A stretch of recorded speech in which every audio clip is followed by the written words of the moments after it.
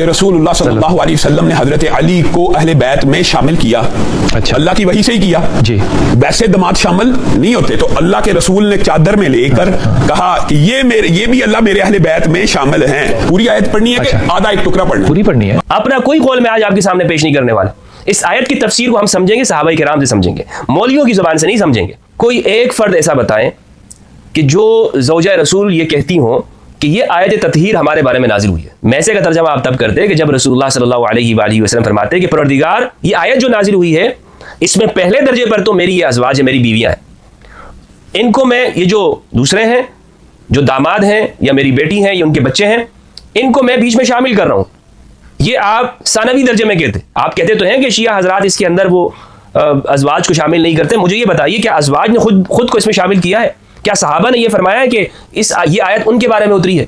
एक अहले हदीस आलिम दीन ने गुफ्तगू करते हुए ये बात कही कि सूरह अहज़ाब 33 की आयत नंबर 33, इन्नमा युरीदुल्लाहु लियुज़हिबा अन्कुम रिज्सा अहलल बैत व युतहिरकुम तत्हीरा, इसके मज़मून पर गुफ्तगू करते हुए उन्होंने कहा कि शिया हजरात वो अहलुल बैत को नहीं मानते, जिस पर बिलाल कुतुब साहब ने उनसे ये कहा कि आप ज़रा रुक जाइए, वो अहलुल बैत को मानते हैं लेकिन वो उन्हीं रिवायात की रोशनी के अंदर अहलुल बैत को मानते हैं कि जो अहलुस सुन्नत वल जमात की सही किताबों के अंदर इस आयत की तफसीर में उम्महातुल मोमिनीन और सहाबा किराम रिज़वानुल्लाहि अलैहिम से मनक़ूल इस आयत की तफसीर में जो रिवायात हैं उस रोशनी के अंदर वो अहलुल बैत को मानते हैं।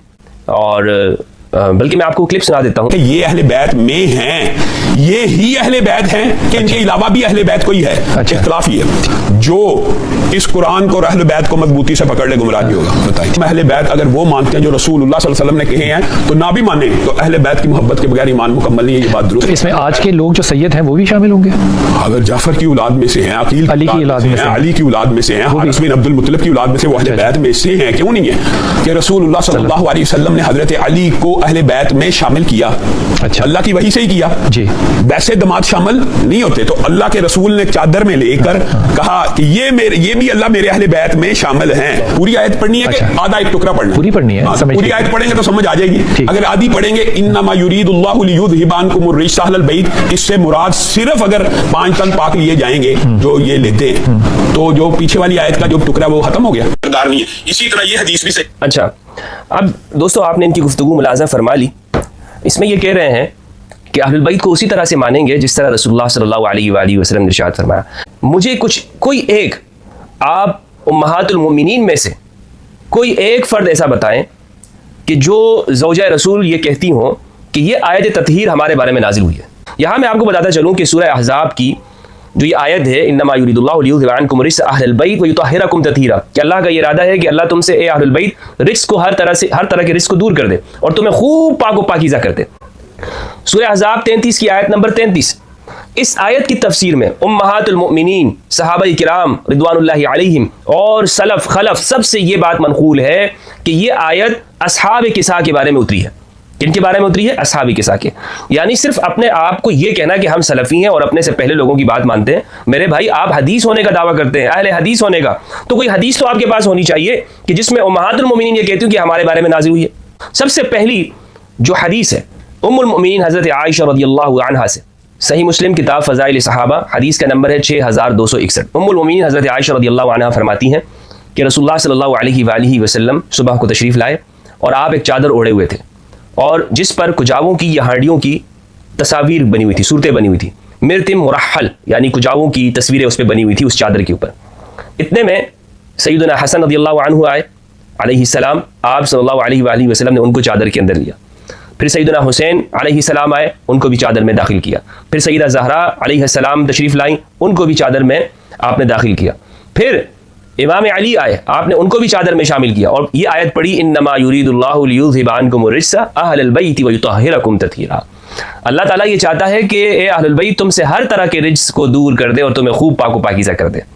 ये सही मुस्लिम है और किन से रिवायत है? उम्मुल मोमिनीन हज़रत आयशा रज़ियल्लाहु अन्हा से। यानी उम्महातुल मोमिनीन में से हज़रत आयशा ये कहती हैं कि ये इन ज़वात क़ुद्सिया के बारे में नाजिल हुई। यानी इससे मुराद इस आयत के जो मिस्दाक़ हैं वो ये ज़वात क़ुद्सिया हैं। दूसरी जो हदीस है वो उम्मुल मोमिनीन उम्मे सलमा रज़ियल्लाहु अन्हा से है, سنن ترمیزی کے اندر ہے اور ترمیزی کی روایت کا نمبر ہے 3787 3787. عمر بن ابی سلمہ جو کہ رسول اللہ صلی اللہ علیہ وآلہ وسلم کے ربیب تھے یعنی پروردہ جن کی آپ نے پرورش کی تھی, وہ نقل کرتے ہیں کہ فرمایا رسول اللہ صلی اللہ علیہ وآلہ وسلم پر جب یہ آیت نازل ہوئی انما یرید اللہ لیذھب عنکم الرجس اہل البیت ویطہرکم تطہیرا, احزاب کی 33, تو اس وقت رسول اللہ صلی اللہ علیہ وآلہ وسلم فی بیت ام سلمہ, ام المؤمنین ام سلمہ رضی اللہ عنہا وعلیہ السلام کے گھر میں آپ تھے.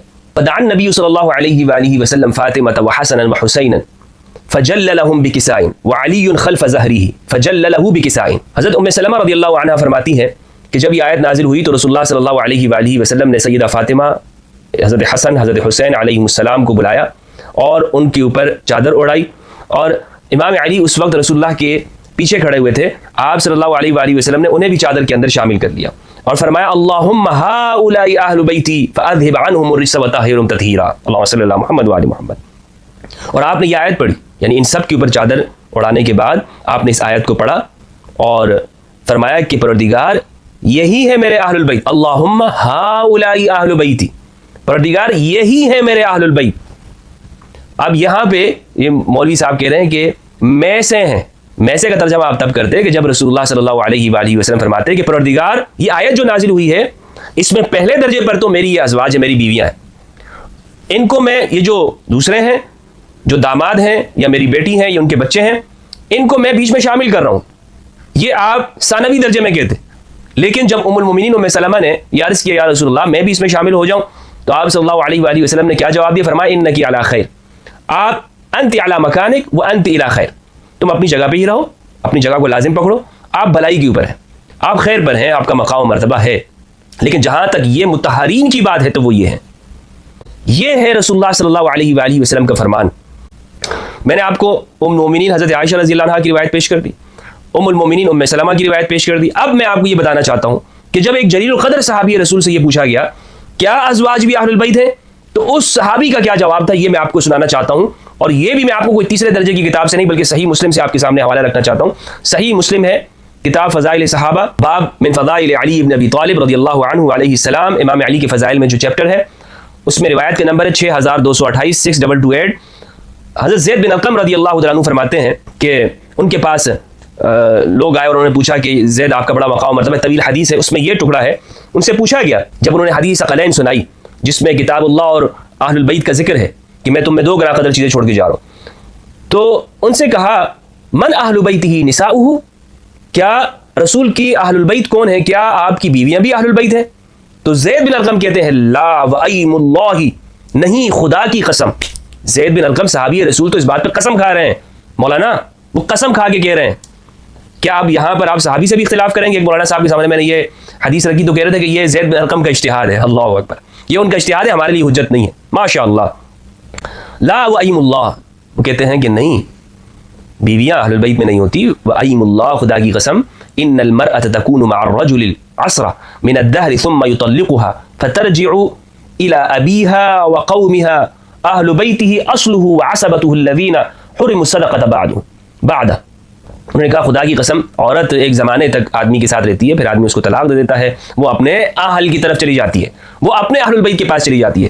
تو اہل البیت آدمی کے عصبہ ہوتے ہیں جو اصول ہیں یا فروع ہیں, یعنی جو آپ سے جدا نہیں ہوتے ہیں. اب یہاں پر آپ دیکھیں کہ صحابی رسول نے ایک تو لغوی معنی بیان کیا یہاں پر, اور لغوی معنی کے اندر جو ازواج رسول ہیں وہ بھی اہل البیت ہے, رسول کے گھرانے کی افراد ہیں. لیکن خصوصی معنی کے اندر, شرعی معنی میں کہ جس کے اندر یہ آیت کی تطہیر ہے, آیت تطہیر ہے, اس میں کیا وہ شامل ہے یا نہیں ہے؟ تو زید بن ارقم کہتے ہیں اس میں شامل نہیں ہے.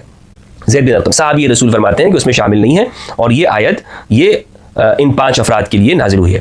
تو بہرحال میں آپ جسے جو علماء ہیں ان کی خدمت میں بڑے احترام کے ساتھ یہ عرض کرنا چاہتا ہوں کہ اپنے آپ کا فہم معتبر ہوگا یا صحابہ کا فہم معتبر ہے؟ آپ کی تشریح معتبر ہے آیت کے حوالے سے یا امہات المؤمنین کی تشریح معتبر ہے؟ سوال کا جواب دیجئے مجھے.